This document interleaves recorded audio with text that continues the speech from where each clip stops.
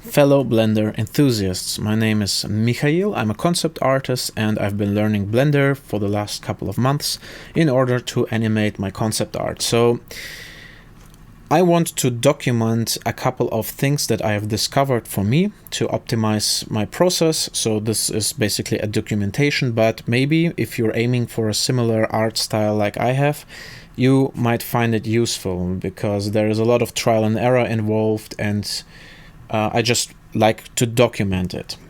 So I want to talk about cycles and Eevee and alpha channels and how each renderer treats them, and what kind of problems I encountered using the renderers. So let's start with Eevee, or let's start with the scene. I have created this scene, so I will play it.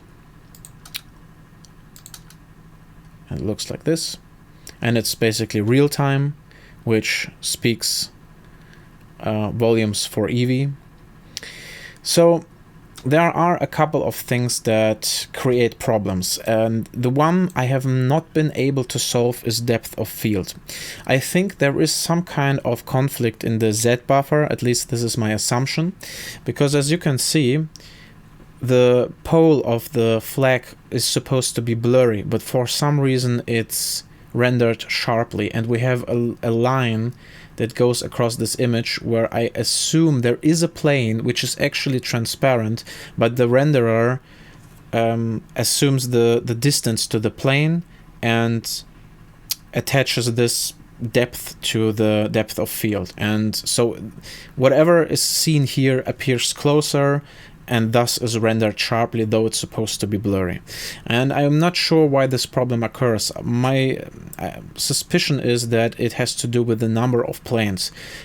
At a certain number of planes, there might be a cap in terms of passes or alpha passes or something like this. I mean, I'm not a tech artist. I don't code, but the problem has a characteristic that might indicate that something like this is the reason for it. Because if I look at the scene from a different perspective and I look at it like this, you see there are tons of planes, and it looks as if this plane here, it's the same height where I can see the line where the sharpness is somehow off. You know, maybe it's this, maybe it's something else. I've experimented a little bit with it, but I couldn't find a solution quickly. So yeah, depth of field in combination with Eevee and a lot of planes with alpha channel can lead to some kind of weird artifacts or borders or some kind of Z buffer problem. Unfortunately, I'm not sure how to solve this, but in any case, this leads me back to the role of Eevee. For me, it's a good preview renderer. It's an amazing preview renderer, but in the end, I would probably render the scene out in cycles. And I've tried to optimize it in Eevee as best as I could, and most of the problems I could solve except for this weird depth of field problem. So the other thing that caused problems for me is the type of blend mode, because most tutorials suggested to put the blend mode into hashed, for at least for the type of animations or animation style, visual style that I was going for, but it doesn't work, or at some point it started to create problems. For instance, in the foreground I have this plane which has some kind of glow, and I wanted the glow to be manually made, so it's a plane with a painted glow, nothing else. And when I put the blend mode in hashed, it tends to create weird kinds of problems. It looks like this. And I thought hashed, or you know, the alpha hashed mode is the superior mode because it appears as if it works similar to cycles, and I don't have any kind of problem with cycles, but it creates weird problems. Again, I assume it has something to do with the stacking of alpha planes or planes with alpha channels. So alpha blend was the best result I could get, and the closest I could get to the cycles type of or how should I say, it was the most optimized way, and it looked very similar to what came out of Cycles. Another problem that was caused by having the blend mode, the alpha blend mode selected to hashed, are weird kind of lighting effects, and I will show you in one of the renderers I have. Okay, this is one of the exported renderers from Eevee. As you can see, we have some depth of field problems, and you will see weird flashes of light in the smoke. Like there and there, and again, and now on the flag. So for some reason, the renderer has sometimes weird problems, and I could solve these weird type of flashes when I switched the alpha blend mode to normal blend, not hashed, because these problems appeared when the alpha channel was hashed. So yeah, alpha blend is the way to go. I could solve these problems with the blend mode, and usually hashed creates, you know, when I don't have too many planes, it tends to look a little bit better, or I was more confident using this. But whenever you render an animation out, you have, you know, some kind of emergent problems appear. Another thing that helped a lot using Eevee and optimizing Eevee is the way how you import images. So I have a plugin, or not a plugin, it's already included in Blender, you just have to activate it. It's called Images as Planes. So I won't go over the instructions how to activate it. There are enough tutorials as it is. But whenever I import planes or images as planes, you have material settings that you can activate. And my suggestion is not activating the emit mode, but activating shadeless, because emission created some kind of also weird problems, especially when you stack a lot of images, and especially if you have images that have for instance, like a glow, right, that has a big fall off. When the material setting is activated as emission, it just looks weird. It doesn't integrate the alpha channel properly, and all the semi-transparent pixels start to glow, and it looks just weird. So shadeless helped me a lot.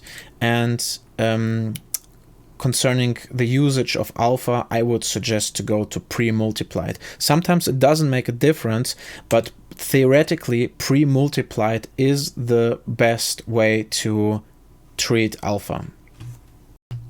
Just as a short interlude, if you want to know more about alpha compositing and why pre-multiplied is a better choice, I suggest you look at a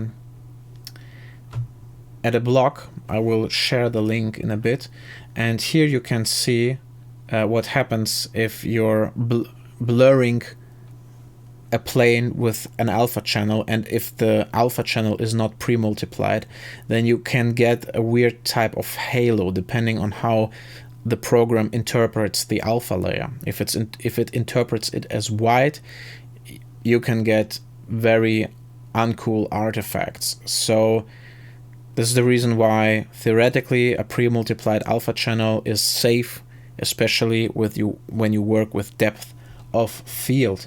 And this is quite theoretical, but if you're interested in it, the author is called Barosz Sishanowski. I hope I pronounced this correctly, and this is his link, and I will put it in the description box as well. So basically my point is, if there are any problems, always just play around with the settings, look at the blend mode, make sure it's either, you know, if it's hashed, then switch to alpha blend. And if you still have problems, then look at your shader and make sure that if you have imported an image and the image is displayed with an emission shader, change this shader to shadeless. This is suppose this is a node that is integrated whenever you activate the import images as planes plugin. Okay, so Eevee is quite optimized, or I could optimize my workflow for Eevee quite well. And again, I love this renderer. It's super efficient and great for my type of usage. And for instance, I still have this debate going on. Is After Effects better or is Blender better for my style of animation? And Eevee is so much faster. This renderer alone already wins the competition, but it has its drawbacks. The more you stack on top of each other, the more problems can appear. So, but still, in the end, I would render this out with cycles. And there are a couple of reasons for that. For some reason, cycles has just a different type of feel to it. It's just certain things work differently with cycles, and it looks slightly different and it feels different, and it's a little bit smoother and it's just slightly better. So maybe the last renderer could be done with cycles, but cycles has also a couple of problems. First one is with a lot of planes with alpha channel, you should where is it? In light paths, you should increase the transparency cap, the maximum transparency bounces, because if it's not very high, then at a certain amount of planes it will just stop rendering transparency. So you have to bump this up. This is one problem that I have encountered. And another thing that I am doing, because cycles takes way more time, I mean unnecessarily more time for, I mean there's barely any 3D geometry that has to be rendered, so it's a little bit questionable to bump up the sample rate. But I could go down as much as 20 samples for the renderer, and I activated the optics AI-based denoising. I mean, it's not, I wouldn't advise it necessarily.